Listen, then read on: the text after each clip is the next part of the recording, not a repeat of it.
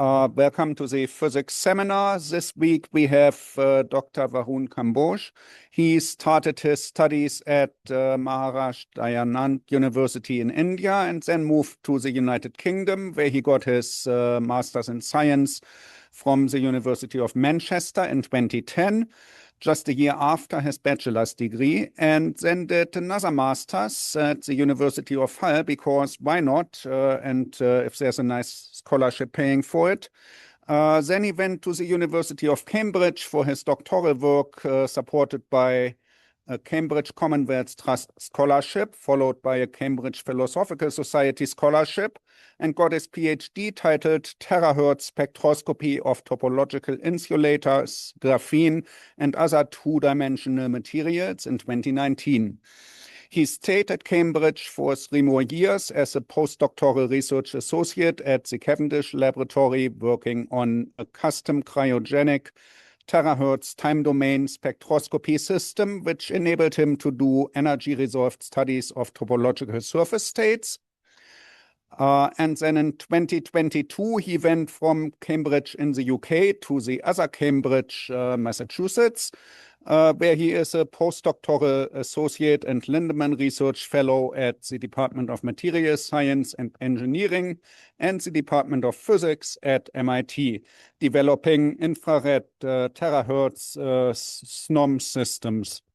So please help me welcome Dr. Kamboj.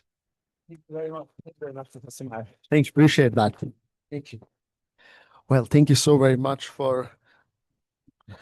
Am I audible? Yes. Okay, perfect. Well, thank you so very much for joining me today. And I do apologize for this glitch. It's like everything was working and then...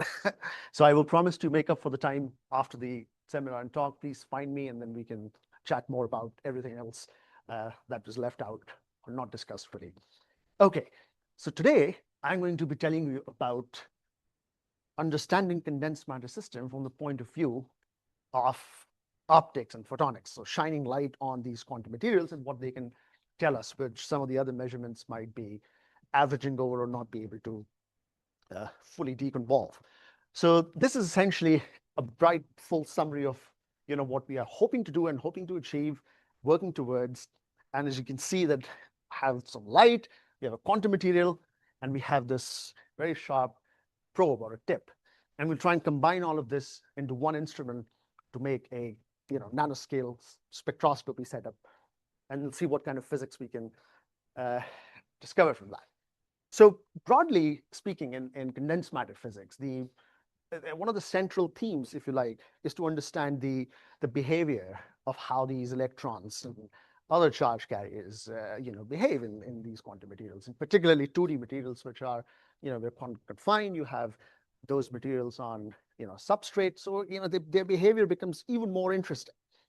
And we want to understand this because depending on how these electrons are organized in a range, astronomical number of these electrons and nuclei, they give rise to different phases or different materials, as we know, a metal or an insulator, or maybe a combination of the two, which is a topological insulator, which we'll talk about, or even something a bit more unexpected or fancy, which is superconductivity, where these electrons decide to pair together and then travel without any resistance.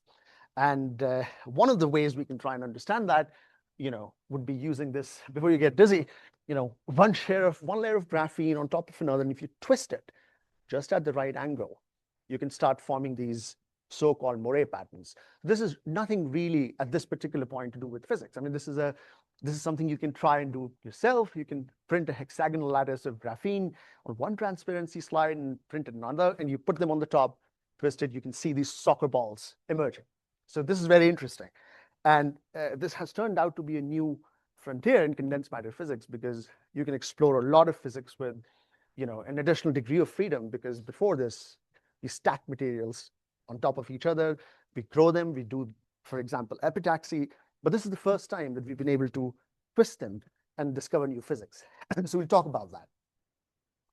Now, the question can be refined a bit further about how do these electronic phases emerge at the nanoscale, because that's what we really are after, because that's where the actual physics emerges in these materials. And in order for us to do that, we at least have to be able to see at that scale.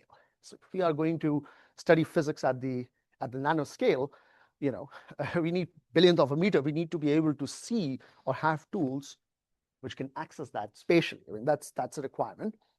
And then, of course, we need something which can understand how these fast-moving electrons, how are they scattering and how are they moving? And so we need a probe, we need a tool which is equally fast.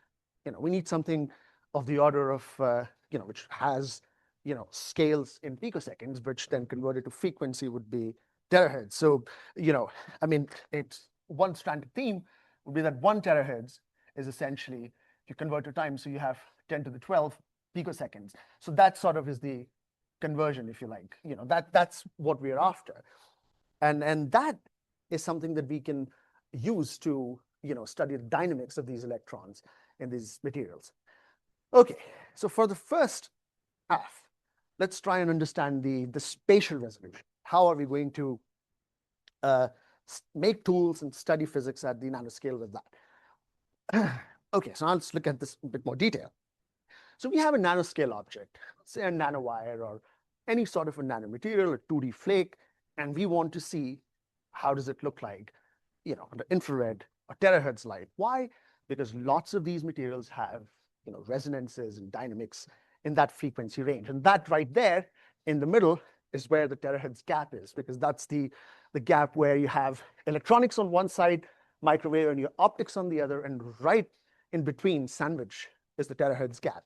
And there has been a lot of development over the last 10 years in making devices which are, detectors and, transmitters for terahertz. And we will use some of them here to understand this physics. Okay, so we want to see something. What do? Put it under a lens. We try and see how small, how we can actually, zoom it in and see that small feature. But there's a limit to that. And the limit is not because of the fact that we don't have the good lens or we are somehow using a wrong form of light. The trouble is that this is limited by diffraction.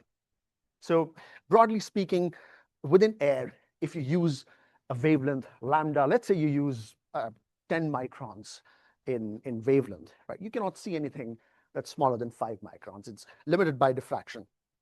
So there has been a constant effort in trying to beat this diffraction limit and explore physics which goes beyond what is visible, what is actually available at that wavelength. So for example, if I want to see something in the terahertz wavelength, right, I'm looking at several hundred microns.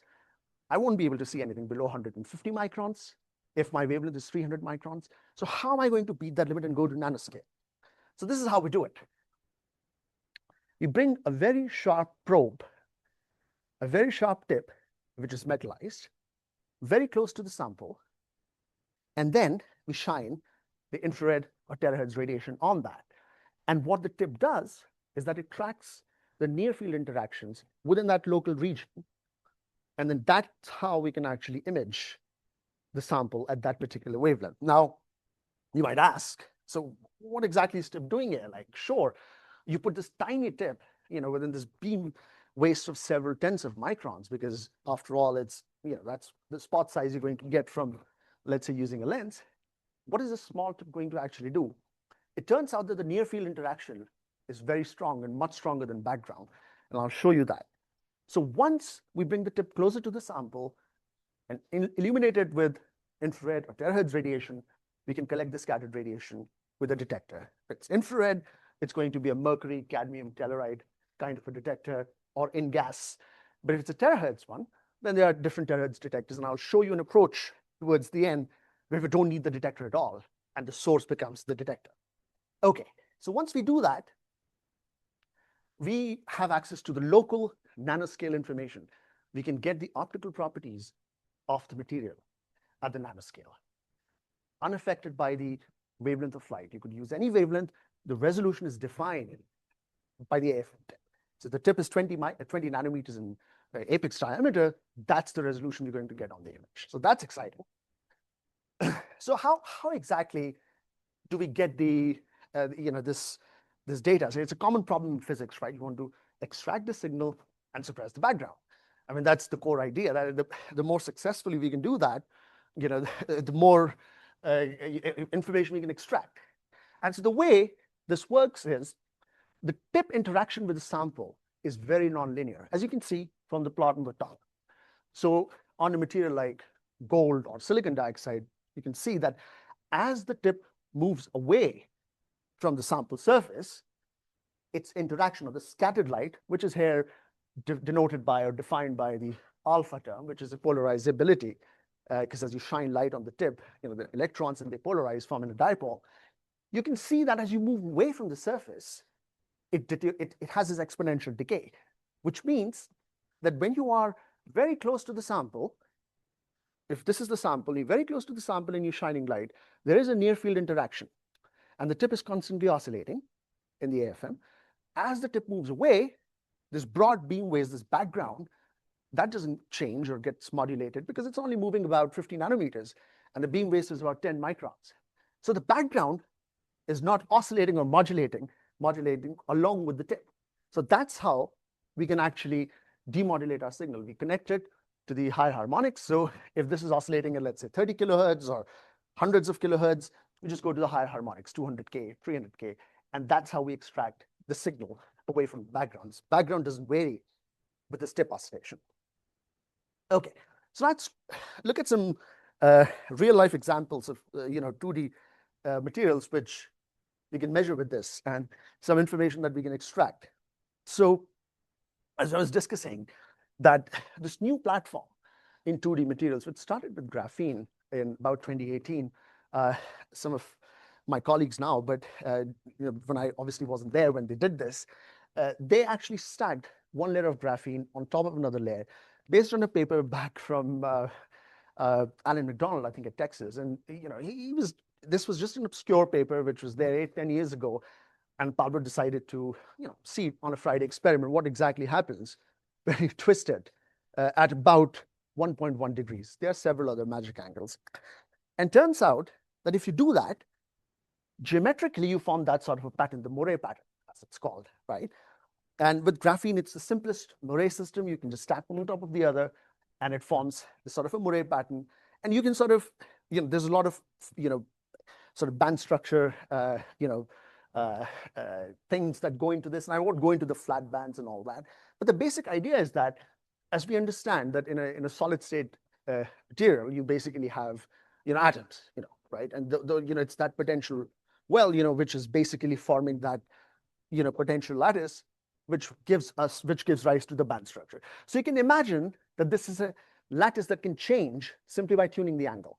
So as you change the angle, the distance between these soccer balls changes, and that's how we actually control the electronic and optical properties of that. So if you look at the figure on the right, those amongst us who are, who've looked at high temperature superconductivity, for them, this is like, that's interesting. We've seen that somewhere. Now that looks like the phase diagram of high temperature superconductor. So that's exciting. That's interesting. Like, in a system which is, graphene, and it's putting one on top of another, it's superconducting. Moreover, you can change the carrier density simply by an electrostatic gate, and you can get the entire phase diagram. You can go from a superconductor to a Mott insulator, which is the parent state for a superconductor, and all the way to a trivial metal and so on. And if you wanted to do this with, cuprate semiconductors, oxide semiconductors, you'll have to make a new material every time so that you can change the carrier density and the concentration. But here you have one platform, and you can study a lot of correlated physics, not just superconductivity. It's just one of the states. And broadly speaking, as we were talking, what tends to happen, as you can imagine, is that this is the competition between the potential and the kinetic energy. And so as you reach the perfect magic angle of 1.1 degrees, what tends to happen is that that particular potential energy is now competing with the kinetic energy. And as a result, when it sort of is about the same, you can imagine that these electrons are not trying to, they're not going away from each other anymore. They're trying to pair together. They're slowing down as the band becomes flat. And as a result, forms, we think, we're not sure, we form Cooper pairs. That is a part of the work which I'm interested in doing, is to understand the superconductivity optically, because we know it works. You make a device, a whole bar, and it works, but how exactly does it work? And as I said, graphene is just the start. Any 2D materials, people have stacked, WaC2 tungsten diselenide on top of tungsten diselenide, I think at Cornell, and they have seen superconductivity. So there are a lot of 2D materials we have, which we haven't explored. And it's really exciting because, from what I can see, people around me, colleagues there on the East Coast, what they're trying to do is now they're moving beyond graphene. What they really want to do is to put a high temperature superconductor on top of another high temperature superconductor, YBCO or something. It's a challenge to exfoliate them, but if they can do it, then you can see, you can basically see them turn superconducting at 90 Kelvin or something. So it's a very, very, you don't need to use liquid helium anymore after that. Okay, so how does it look like in real life? So this is how the actual thing would look like under a microscope. And you essentially have, you have to have, I mean, in an ideal case, you would say the 2 layers of graphene, very nice. But in real structures, you need something which caps it because, you don't want any dust. These things are about no more than 20, 30 microns in size. So you want to encapsulate them. You want to make sure that they are not, exposed to the environment and so on. And you basically encapsulate it by sandwiching it between layers of hexagonal boron nitride. That's because that's a very high quality dielectric material, and also, therefore, for example, if you want to apply a gate voltage and tune its properties electrostatically, you can apply a lot of voltage, and the breakdown is much higher than, for example, for silicon dioxide. So the point is that it's encapsulated between HBM. That's what we have so far, and we exfoliate it, and we exfoliate the 2 layers, and we stack them on top of each other, and that's how it looks like. And the bottom graphite is just to make a device in future, so that acts as a metal. So you don't have to deposit metal. You could just use a thick graphite as the gate metal, if you like. Okay, so this is where it gets interesting, because that very neat picture and everything is very good, but when you make this kind of a device, it's not very easy to locate where you have this twisting pattern. And depending on the angle, the physics changes completely. If you're away from 1.1 to, I think there's a tolerance of about 0.05, but if you're at 0.7 degrees, for example, the superconductivity isn't quite there. You need to identify the areas that are of interest, and then you can actually make devices and measure that. So that's where we come in.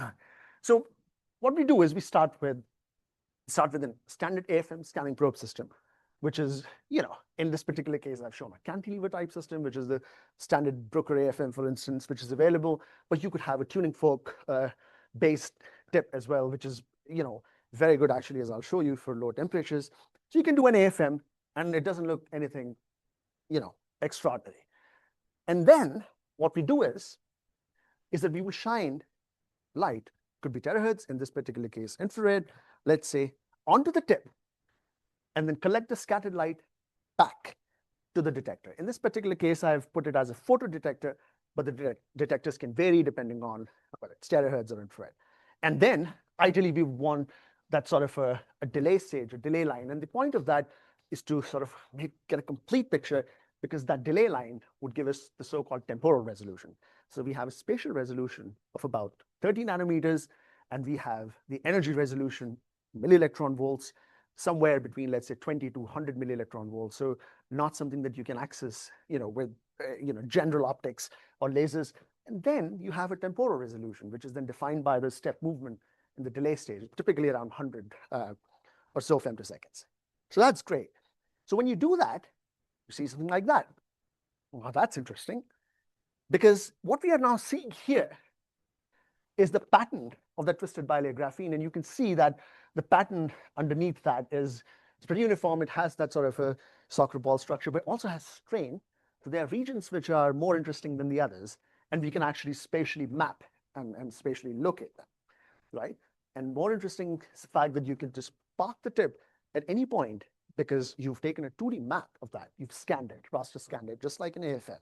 And simultaneously, you can get a spectra, depending on, whatever tunable source you're using. Now, in this case, as you can probably see, that because there's a pump laser and we have a terahertz emitter or infrared emitter, it would be a broadband source. So that's why you could do spectroscopy. But you have a laser, you can tune that, and that'll do pretty much exactly the same. But the point is that you are able to actually park the tip at any point, get the spectra, and then you can also get the imaging done at the same time. You can collect all of this in one go. This is all measured simultaneously.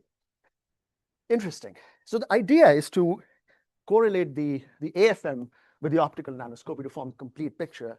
And as I've been going through the department, I realized, Professor Humble has a scanning probe system based on nitrogen vacancies, and that provides the magnetic information, if you like, at the nanoscale. So you can form a complete picture bringing together optics and magnetism and nanoscale resolution. So that'd be very interesting. But how does this work? Like, what is it that we did here that we put this AFM tip and it suddenly started showing this pattern? And turns out that we used to our advantage something we simply used to encapsulate, and people thought that's just nothing. It's just an encapsulating layer. The interesting stuff is happening underneath the HBM. Sure, it is. But what we did is to use HBM, which is the encapsulating layer, and launch so-called phonon polaritons. So let me recap a bit. Polaritons, it's one of the major concepts we use in nanophotonics, and the idea is that it's a combination. It's a matter and light matter hybrid, essentially. So you have a component from light, which is a photon, incoming photon, and you have a component from the matter. It could be if it's electrons, it could form a plasma polariton. If it's a phonon, form a phonon polariton. And as I'll show you, if you have excitons, then you form exciton polaritons. So in this particular case, we have phonon polaritons. But to launch the phonon polaritons, we need to be in that mid-infrared range. And thankfully, you choose the right thickness, you go into the mid-infrared range. And HBN is a very interesting material because it has this in-plane isotropy, but out of plane, it has an anisotrope, which means that in plane, it's a metal, essentially, as you can sort of see, its permittivity is negative. And then out of plane, its permittivity is positive or zero. But it's enough, if you solve Maxwell's equations, that just one permittivity is negative. So that's the region, the upper Restland band, where you try and excite this. And when you do that, you see something like that. So the figure on the left is simply taken as an AFM image. It's a topography image. And then as soon as you shine infrared light on the right wavelength, you will start seeing a pattern, which basically looks like interference of waves. It's like you throw a stone in the pond and it generates the waves. So you can think of this as quantum waves, which are generated by the photon, which is essentially hitting the tip and gaining that extra momentum because of the fact that it's localized. So small space, delta x is very small, delta p, the momentum is large, and as a result, it gets its extra momentum because of which it can hybridize with the phonons and form phonon polaritons. And then, of course, you can zoom in a bit. So this particular image is taken at 6.8 micron laser, and then you can surely do a little line scan and calculate the wavelength of those polaritons. And then that gives you an idea about what we are using. I should mention that just to give a sense of what this is doing, it's actually shrinking light, if you think about it. Because 6.8 microns, we're looking at, so that's the wavelength of the exciting laser. But the polaritons, the phonon polaritons that we are making, right? Now that's only a micron. So we've shrunk light, essentially. And the way we understand this is something like that. It's quite an important concept because we're going to use this eventually. So if you think about the energy versus momentum plot, if you have a photon in free space, it's just a straight line, right? Something like that, right? But generally speaking, for these kind of polaritons, its dispersion looks something like that, right? This could be energy, but let's use frequency for now. I'm an edge curve, you get the energy, right? Now, it's interesting that if you shine light at a particular frequency, let's say, or wavelength, in this case, 6.8 microns converted into frequency, 43 terahertz, you will see that those so-called phonon polaritons, in this case, they have the same frequency. However, their wavelength is very different. Their wavelength is very different because wavelength is given by k, which is 2 pi over lambda. And you can tell from here, this is at a higher momenta. As a result, the wavelength is smaller. So as soon as you've used a phonon polariton type of imaging technique, you've actually shrunk light and you can see features which are much smaller. Okay, so how does it actually then look like with these phonon polaritons? So you can image lots of these twisted bilayer graphene samples. For instance, the figure on the top right, you can tell that the twist angle is varying quite a lot. And you can actually measure this. It's impossible for any other technique to be able to do that unless you make a Hallbar device at every point here and, try and, see what are the properties. So this can tell you a lot about how exactly the sample looks like. So what exactly is going on here? How is 4 non-polaritons seeing this to connect the dots? We launched the 4 non-polaritons in the HPN on top of the twisted bilayer graphene or whatever is underneath. Those 4 non-polaritons travel through the HPN and the underneath layer. So you've got this HPN on top, and then you've got twisted bilayer graphene here. As you launch these 4 non-polaritons here, they interact with the domains of that twisted bilayer structure of those soccer balls, and it shows you that, that beautiful pattern. So that's the idea. And then, of course, you can calculate the, the distance between those, and from there you can infer the angle, which varies as sine of theta over 2. Now, the HPN is very good, certainly very interesting because it's used quite a lot. But as I've been involved with both physics and material science, we've had constant access of new materials, and HFO2 is also one of the very popular dielectric materials because its dielectric constant is very high, in 30s, and very high compared to HBN, for example. But the problem is it's very hard to deposit it in graphene. And not just for optics, but even in the 2D electronics industry, if they can do that, this would be really beneficial. You could have like a 2 nanometer layer of dielectric, reduce the thickness, high capacitance. It would be very good. But it's very, very hard to do that, particularly to grow it epitaxially. So we worked on this where we used essentially, graphite, or graphene, samples, and then we deposited hafnium metal on it. And we oxidized it in steps so that it had a combination of amorphous and hexagonal and monoclinic structures. And some of them are, as you can tell, are suboxides, and some of them are actually more crystalline oxides, which is, for instance, on the figure on the left, which is like in microscope image, you can see that the monoclinic is more crystalline.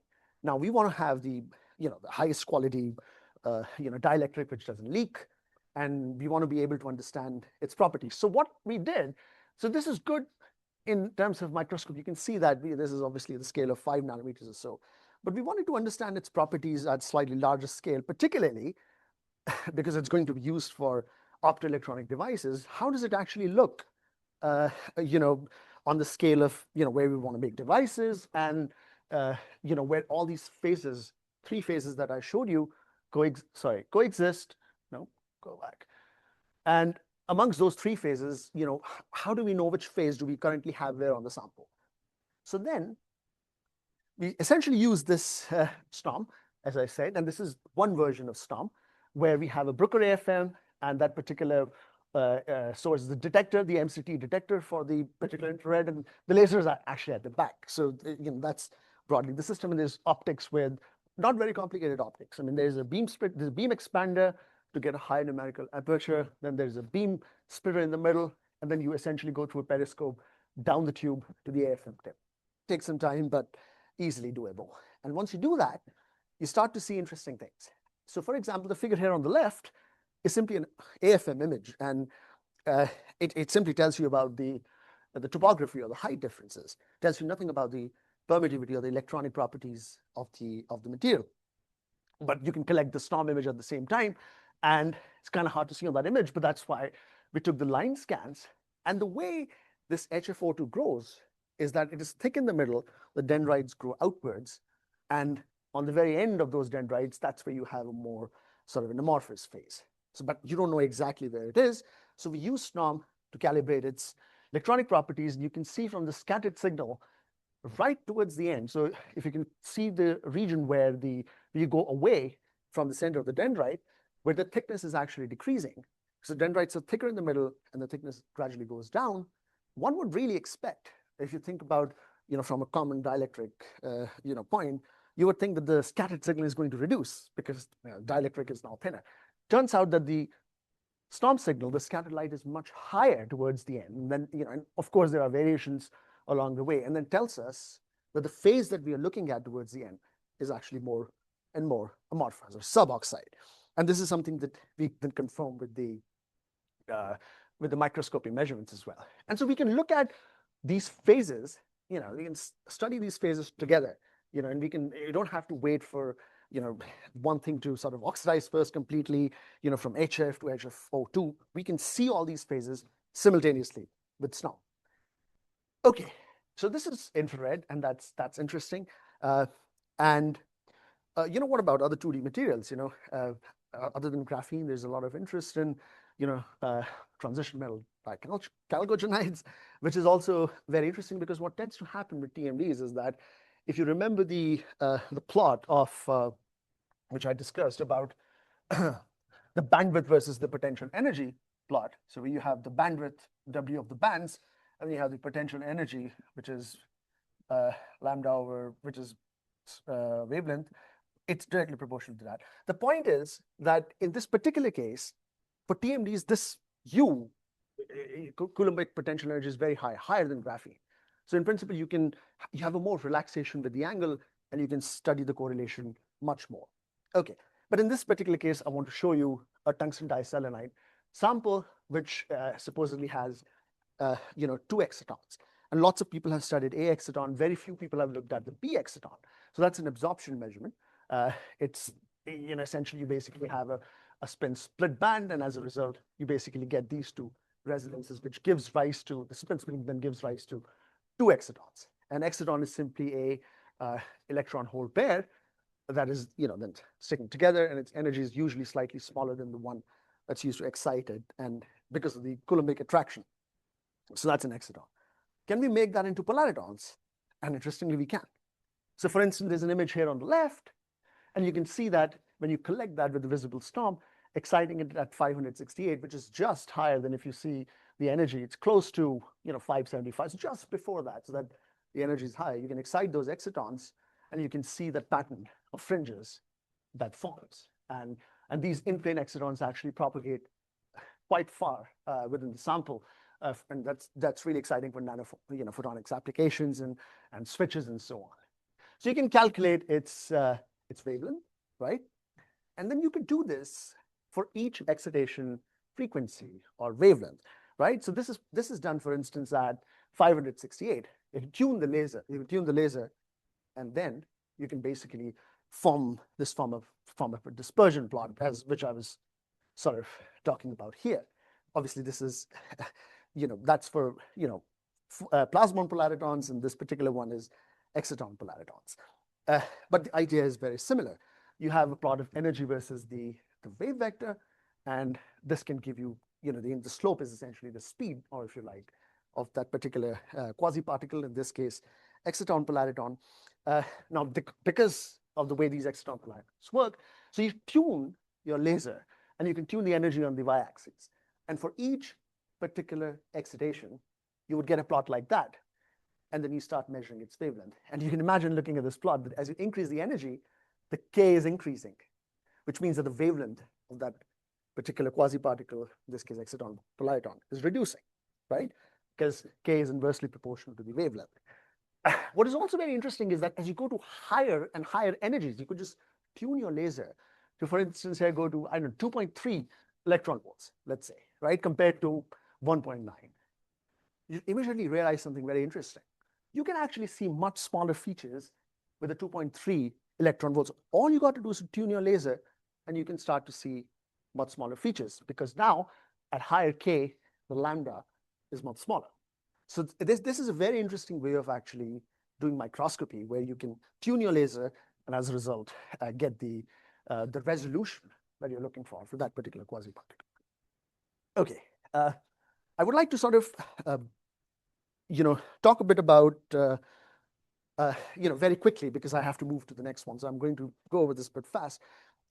So we are also trying the on-chip intercalation, electrochemical intercalation, and the idea is that you have these 2 layers of 2D materials, and you want to intercalate them, with lithium ions or potassium or something like that. So it changes the structural properties of it. And material scientists love that.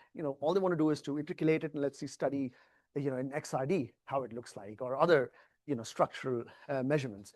But very little is known about its effects on optical properties, and that's something that we're actively doing. And the first step is to just make this sort of a device which is encapsulated. It's hard to see, but within that epoxy encapsulated bit is a device which really looks like that. So you have your 2D material on one end, the copper, and you have lithium on the other. and you put the electrolyte, you can run a coin cell type of measurement. This is something we are doing, but it's hard because you want some of the area of the sample, 2D material, to be exposed so that you can actually do the SNOM measurement, or encapsulate it with HBN, and then we can use our technique to study what's underneath. So this is something we are doing. Okay, swiftly moving on. What I would like to now move is to the slightly other aspect of what we've talked about. So we've done the resolution. Now we are interested in looking at it from the point of view of dynamics, going to the terahertz frequencies and see how does that help us understand the physics at very fast timescales. So to do that, we start with this material called topological insulator, and I want to, this is a topic in its own. So I will very briefly introduce that, and the idea is very simple. If somebody says, what is a topological insulator? Here is a very simple answer, which I love the most. It is like an insulator in the middle and has surface states which are conducting. Okay, so it's basically like wood in the middle, and then you have, let's say, copper foil sort of all around it. Now it's almost an anomaly in physics, because this doesn't fit in the standard symmetry breaking Landau paradigm. So if it's a new phase, not very new phase actually, quantum Hall effect is the first topological phase, and there's a whole history to that. But this is the first experimental realization in a 3D material. So you can see that these states here are the surface states, while these bits here are the bands. So it has a band gap.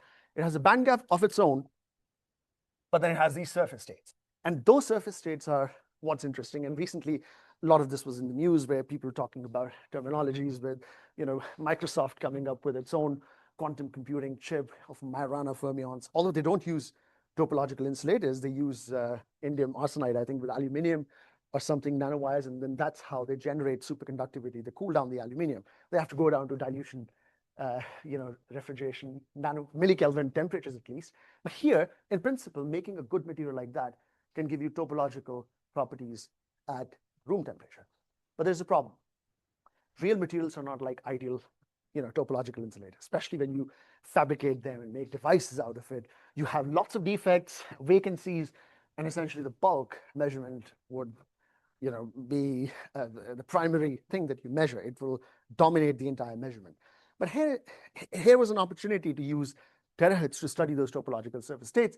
They have a higher mobility, so their scattering lifetime is actually much higher, right?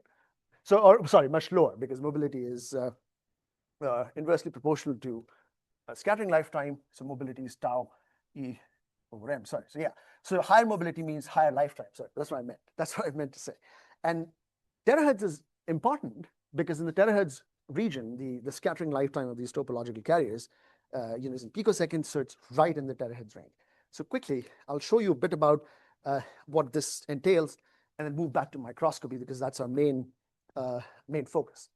So we were interested in studying topological insulators, and all the work that was being done at that time was transport measurements, because that's what people had. They made the material, but nobody had looked at it from the point of view of terahertz and optical measurements. So I got in touch with a professor at Oxford, got some bismuth selenide, which is a archetypal topological insulator, and we started to study it in terahertz time domain spectroscopy, which looks like this figure on the left. So you have the time delay. If you remember from the previous slide, there's a delay stage. So you actually sample the electric field at each point in time, and what that does is that it actually tracks how the electric field looks like each point in time, and you have a plot like that.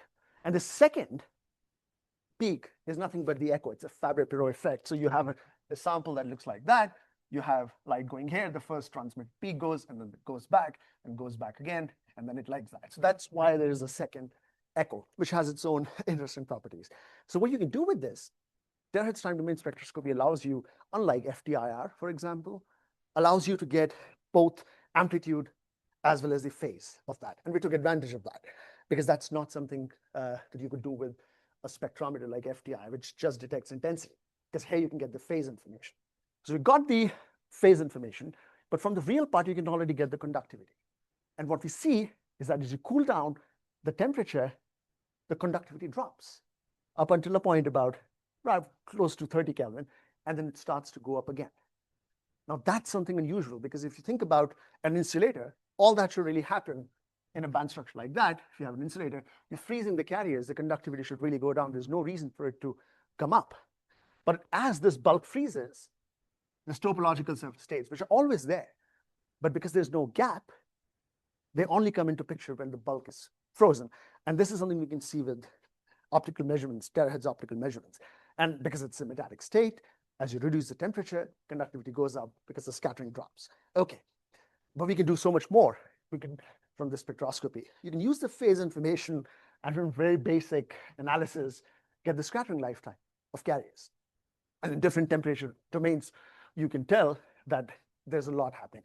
There's a lot of information that you can extract from this. I can even get Fermi level of the endobismuth selenide from this, or pre-doped antimony telluride. This is really powerful technique which we exploited. But I would just draw your attention to 1 or 2 points. So for example, the figure on the left tells you the mobility that we got from the Hall measurement. So we made a magnetic transport type Hall bar, and you can see that the mobility doesn't actually really change very much because it's just bulk throughout. And that's because you've used something like MF319 resist and everything. That there's a lot of complication when you try and make a device by fabrication. But terahertz is free of all that. You can optically figure that out. So you start with the same bulk mobility, and then it shoots up after that, giving you the topological surface state mobility. From that, using the Drude model, you can calculate the carrier densities, and then you can further confirm that. Because transport was the benchmark measurement. So we had to do it in the paper just to show that it is actually a TI. And typically, this is what it would look like, where you have magnetic field as a function of conductivity, and it sort of goes away. As you increase the magnetic field in each direction, the conductivity really drops. And that's because of something called weak anti-localization. But the idea is essentially that as you apply a magnetic field, this particular band gap, of topological surface state, it breaks the time reversal symmetry, something called like that. And as a result of breaking time reversal symmetry, now there's a gap. And because of that particular gap, you can see that its conductance drops. It's no more topological. But you can fit that data to something called HLN model, and it's been widely done in the field. But you can then extract as a fitting parameter the value for alpha and the phase coherence length, which match that of a 2D system. Not topological, you can't prove that with this, but you can tell that it's a 2D system. And then alpha is what tells you that there are 2 topological surface states, which are all combined into one with the bulk. Okay, we can also do, what about things which are magnetic? So we had some chromium antimony telluride, and we decided to add some chromium to it. And this is what it does, essentially, as I was saying. You either add a magnetic dopant, apply a magnetic field, opens up a gap. And those helical sort of states of spin up and spin down on the surface get converted into these chiral states. And I know this is a lot, and we can certainly talk after the seminar, but the idea is here, the basic idea is that you have these high mobility, topological protected chiral states, which is what is of interest once you dope it with magnetic dopant. So that's interesting. Let's try and study that with terahertz spectroscopy, because again, nobody is really, people have looked at it in dilutes, magnetic semiconductors in the 70s and 80s, but this is something which it has really been looked in detail. So we use terahertz spectroscopy to determine the mechanism of ferromagnetism, and exchange coupling is something you can develop as well. And so what this does is that it brings this spectroscopy to the magnetic materials, which is very interesting. And then we did the terahertz time domain spectroscopy, and and then we can also get the temperature, the Curie temperature entirely optically from the terahertz. And you can see that it agrees quite well with the transport measurements, which is in the inset over there. And as a result, when you put all of that information together, this was quite a lot of work to actually put the data with the terahertz and transport together, but you can get all the information from terahertz. Transport measurements were just a benchmark measurement we had to show. And what you can really see there, you can get the carrier densities from the terahertz.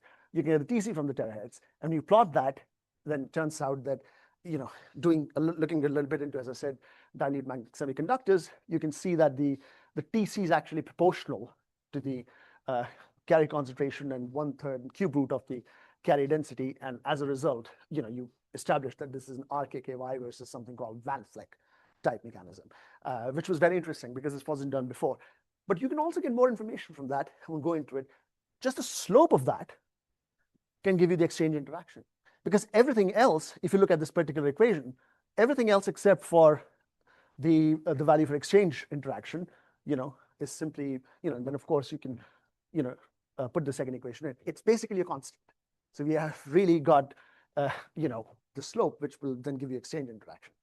Okay, there's more we can do, and I want to go back to microscopy because that's important for our talk.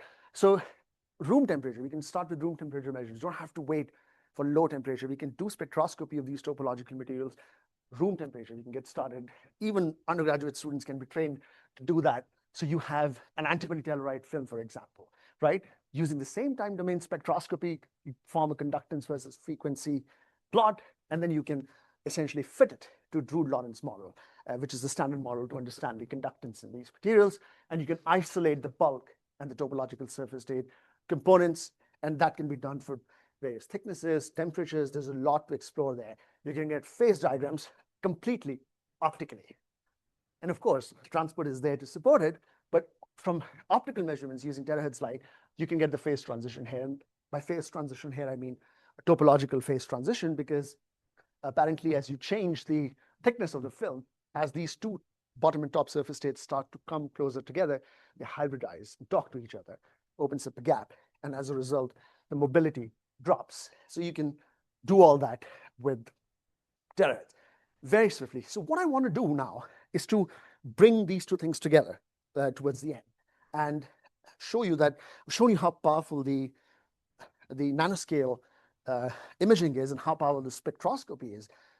What if we bring them together, and what do we see? And so this is how we sort of look at this setup, and it's a very interesting setup because it doesn't have a detector.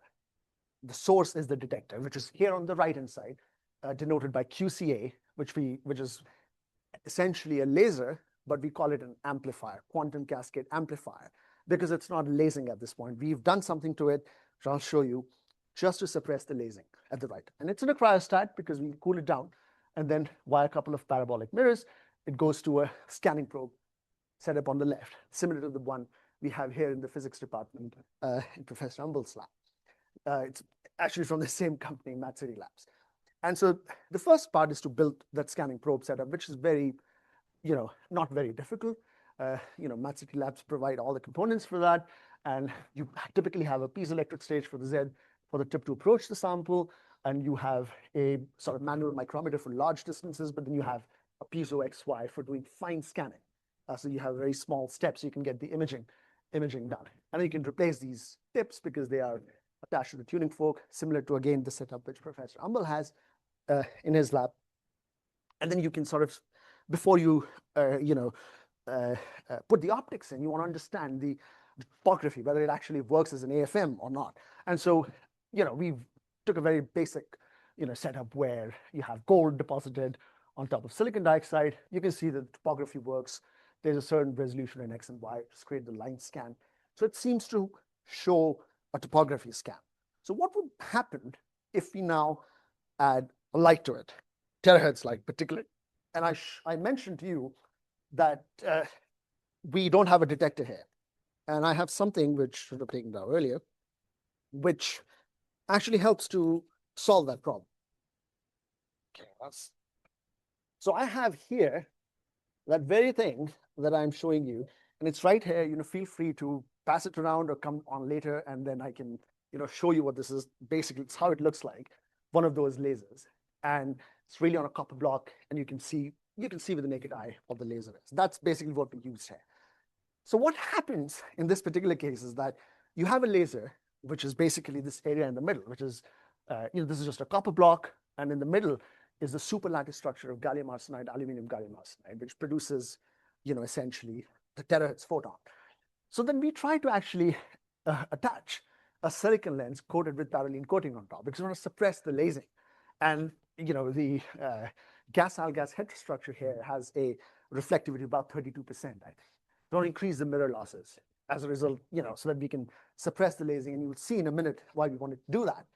And the basic idea is that if you have a laser and there's nothing in front of it, it's just shining, you can have a certain voltage, that voltage V on its contacts on the top. Great. You put something in middle of the lasers. You have a laser, there's no object. You see the plot blue one here. There's a certain voltage. As soon as you have something, in front of it, either a sample or an AFM tip with a sample, right? Some of that light is going to scatter back into the cavity, and it's going to start lasing, right? That's basically how we got this thing to work. It's called self-mixing, and I'll show you that in a minute. But the idea is that as the light enters back into the laser cavity, right, it's going to reduce the resistance, and it's going to have this, because first it's just, spontaneous emission. So you will stimulate that emission with the light going back into the cavity with something called self-mixing. It's mixing with itself, and as a result, the terminal voltage will drop. And this is how it would look like. So here is a plot on the right-hand side where you have no feedback, which is the black plot, essentially. So you have a laser, right, for example, with no feedback. And then as soon as you put a feedback, sorry, the no feedback red one, right? No lasing. We suppress the lasing because we have an anti-reflection coating. You put an object in front of it, you get this black plot, right? So that's the light intensity plot. But watch what happens to the voltage. It's a small drop, but the voltage drops. And the drop is maximum at around the peak intensity. So it's a lot of data, but the main point here is, as soon as you've got a feedback coming in, the terminal voltage is going to drop here. And that is what we use then. And of course, then, this is the case when you coat the lens, you suppress the lasing. I just wanted to show that it actually is suppressed. If you subtract that terminal voltage in the two cases, you will basically get, you basically get something like that on the top. Just an oscilloscope, has a lot of noise in it. Not great, right? But you connect it to a lock-in, and then you can start to see interesting things and actually do microscopy with it. So with an image like that, so we have a QCL, right? And now we basically, which is usually driven by a pulsar, because this is pulsed radiation. It can also work in continuous wave, but there are reasons for doing this in pulse mode. It doesn't heat the laser as much because you have to cool it down, save helium, etc. You have a separate pulsar, which is providing you with the same voltage, and at about 10 kilohertz, it's pulsating. So it's exactly the same reference that's going to the laser. And then you have an optics arrangement of parabolic mirrors going to the tip and whatever sample is of interest. The backscattered light goes into the QCL. And that's what actually reduces the voltage. But now there's something interesting going on here. The tip is oscillating because it's an AFM, right? A tuning fork, 200 something kilohertz, but you attach a metal tip to it, its so-called Q factor is going to, go down. So it's going to become broader, and the frequency changes to something about 29.7 kilohertz. The same idea.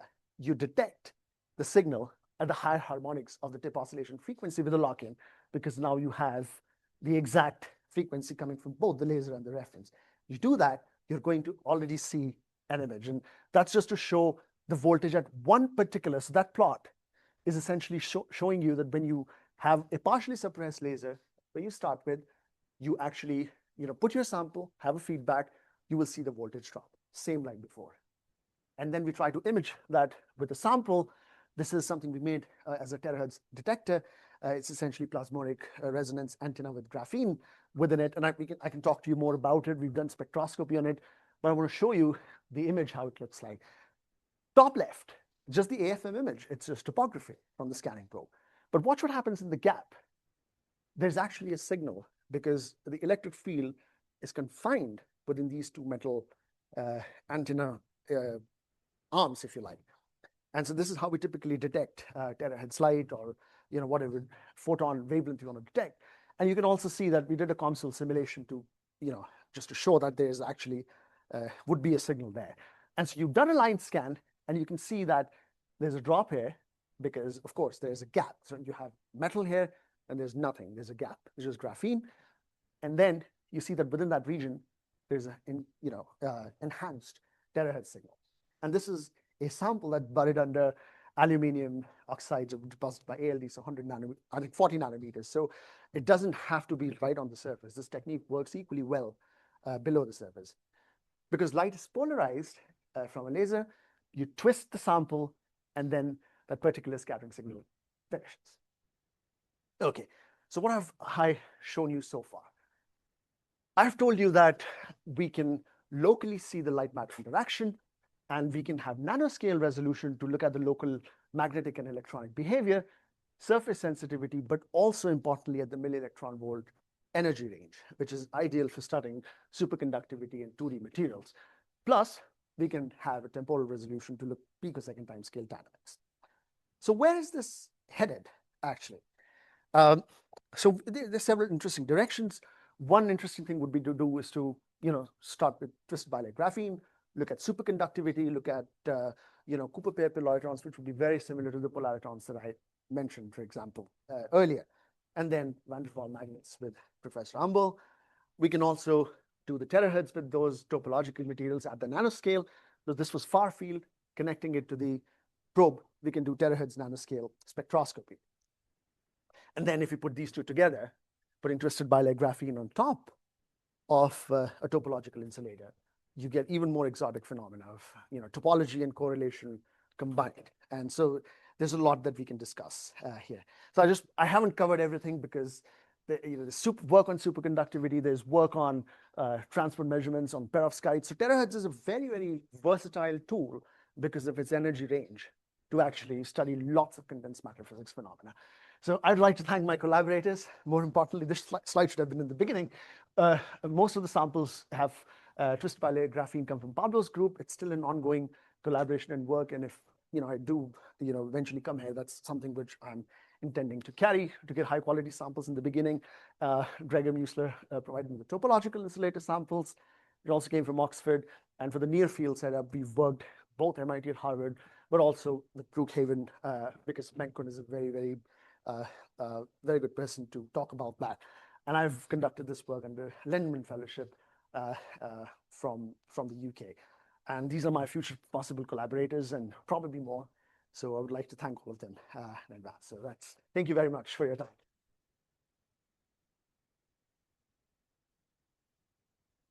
We started a few minutes late, so if you need to leave for a class or whatever, feel free to do that, but we also can take a few questions. Please, thank you. Matt? Yeah, hi.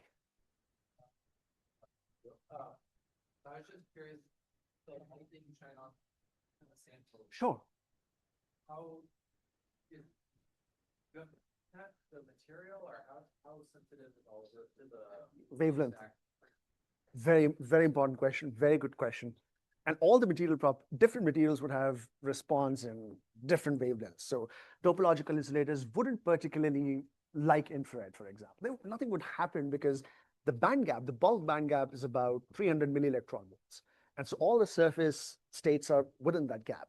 So infrared would be so much larger, which is a reason why nobody studied it before, because everybody has infrared lasers in their lab. Terahertz is not something that everybody's worked with. So you're absolutely right. Depending on the material, you can actually change the laser.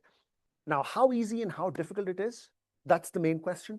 If you have a terahertz laser to an infrared laser, you have to definitely align it differently, but it's not a big problem, essentially, because there's lots of infrared optics is available very easily. And these days, terahertz lenses are also available in plenty. I mean, using parabolic mirror would probably get more complicated with terahertz because you don't need that really with infrared. And the reason is because terahertz diverges and you want to collect with the best numerical aperture. You want to make the best system. It's kind of a trade-off between how good is the measurement resolution that you want. You want really good measurement, it'll take more time. We need to put parabolics, but otherwise we can switch it pretty quickly. Yeah, thank you. Hello. Yeah. Very nice talk.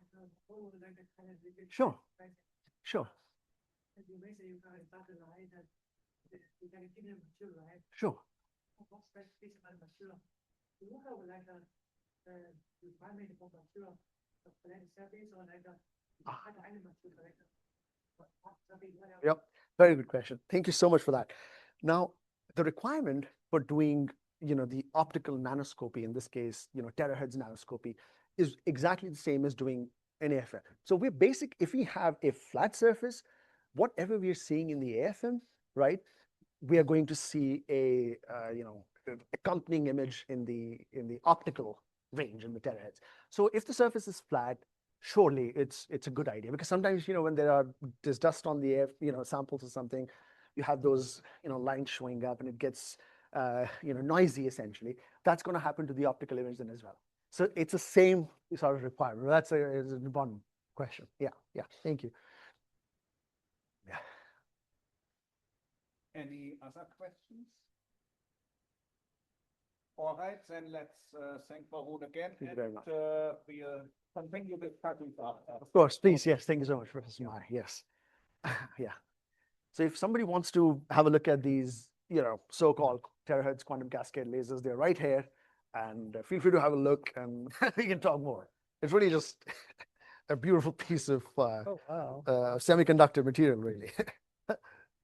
Yeah.